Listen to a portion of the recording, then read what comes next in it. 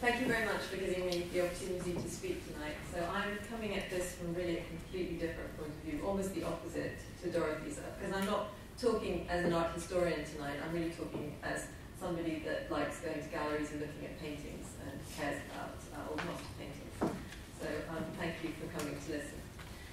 So, although the breathtaking sight of a candlelit altarpiece like this is quite an unusual one that we don't really see in London today, for many God-fearing European Christians of the last millennium, it probably would be quite familiar. Paintings like Guido Reni's Trinity that we see over there were for them objects of devotion, as you know, probably familiar to them since childhood, and things that they may have seen every week, or they may have seen once a year if that's when they went to take communion at church. Many of these paintings are now in museums, divorced from their context and drained of their symbolic power. But in today's secular society, we no longer give them unquestioning adoration. Instead, some people value them according to their aesthetic qualities, but other people value them according to the cachet of the artist, or the price which his or her works command on the market. And this is also true of non-religious paintings, like the Botticelli, which, like antiques, no longer necessarily conform to our tastes, our contemporary tastes. Of course, there are still exhibitions of stars like Michelangelo, which command great visitor numbers, and paintings like the so-called lost masterpiece, the Salvator Mundi, get crazy prices at auctions. But visits to permanent collections, like the National Galleries and National Portrait Galleries, are declining, and generally the market for old masters is very weak. So my question tonight is, why should we go on looking at old master paintings? And these are paintings that are not such big stars, like the Duccio Virgin and Child at the National Gallery, the Corot Evening Landscape at the National Gallery. I mean, I'm really counting all pre-20th century paintings here as old masters for the purposes of this talk. And of course, our wonderful Rubens, the family of Jan Bruegel the Elder, that we have in the Courtauld collection. And asking this question tonight is maybe preaching to the converted, but I think it's important, I hope it will spur you to start thinking about what's at stake and what we might do to preserve these collections in the future. So my first answer about why we should look at old master paintings is what they bring to us as human beings. To paraphrase, I mean, old master paintings like this have tremendous power, I feel, and I hope some of you will agree. To paraphrase David Friedberg on the power of images, people cry before images, are calmed by them, are incited to revolt by them, and are moved to the highest levels of empathy by them and fear by them. And David Davis said of this particular Velázquez, which is in Edinburgh, since each object is observed and recorded with intense concentration, each has a separate identity and intrinsic value. A mundane subject of an old woman cooking eggs is transcended, and the contemporary beholder is made aware of the variety and complexity of the human condition. So paintings are traces of human history, not just actual historical events like this one, which is not a very good painting, but interesting for what it shows us. Not quite get gory. But paintings like this, which are about people's hopes and fears, and about the extraordinary capacity of the human imagination, I would argue. And then paintings can reconnect us with nature. And, like this Constable of Hampstead Heath, can show us perhaps what nature looked like and the built environment looked like in past centuries. Now, of course, You know, as Dorothy was reminding us, to some degree, paintings are constructions, you know, of reality by artists. So we can't take what these paintings tell us as gospel, but I think they give us ideas about what the world might have looked like, or what people wanted them to look like, at least, at any particular time. Paintings tell us a lot, I think, or can tell us a lot about human psychology, and I love the different psychological expressions that you get in the Michelangelo here. About human identity, and you know, this new Gentileschi about the way that she's taken this identity as a woman in her period, and about human emotion. And I think they can do this in ways which are often much more immediate than words.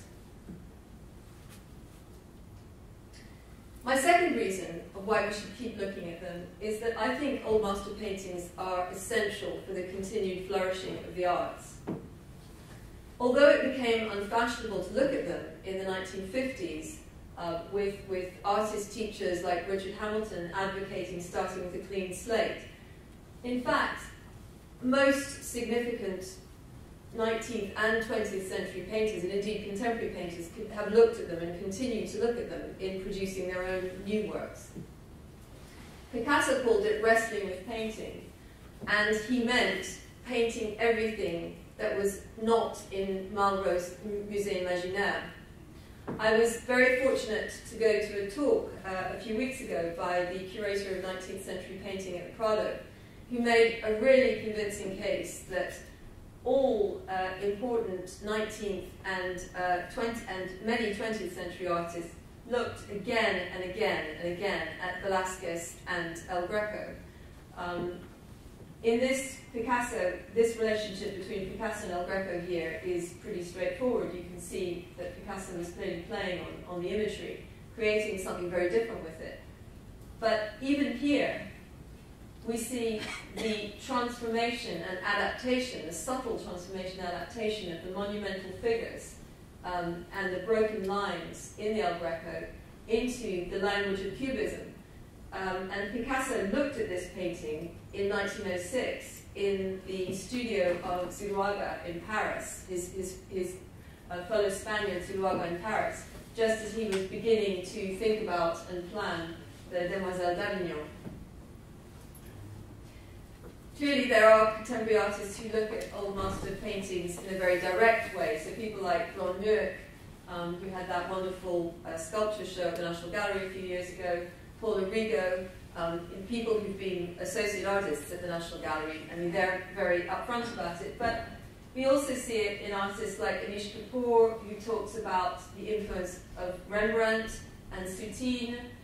We see it in artists like Marlene Dumas, who has talked about how she loves looking at Ingres, in Jeremy Deller on Hogarth, in Rachel Whiteread on Botticelli. I mean, it is something which I think any interesting, or many interesting, not all, obviously there are many exceptions, but many interesting contemporary artists continue to look at old master paintings and find in them things which they may react to in a very visceral and opposite way, but they are there. They're part of the language which, as Picasso said, you have to wrestle with to create new things.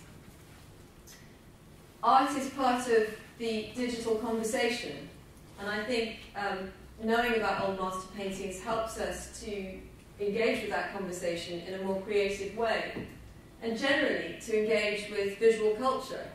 I love this, and I remember seeing it in the Tube quite a lot about 2 or 3 months ago.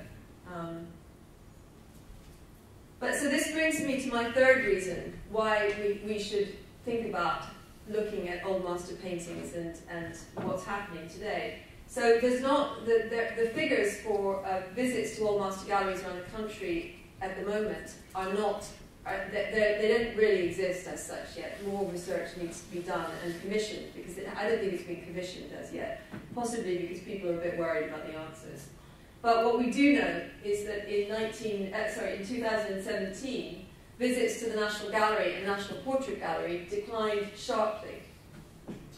Now, the figures improved a bit in 2018, and it may seem to those of you that visit the National Gallery that every time you go in there it's completely round, but over 60% of those visitors are foreign tourists, and domestic visitors are decreasing. And the gallery director has said it, other people have said it. So I think we know that we have a problem.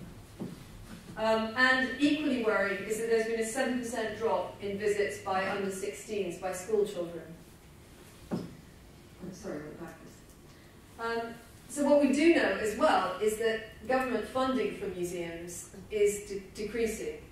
And the worrying thing is, what worries me is that I suggest that it will decrease more and more if the government can argue that people in Britain are less and less interested in their collections of old master paintings.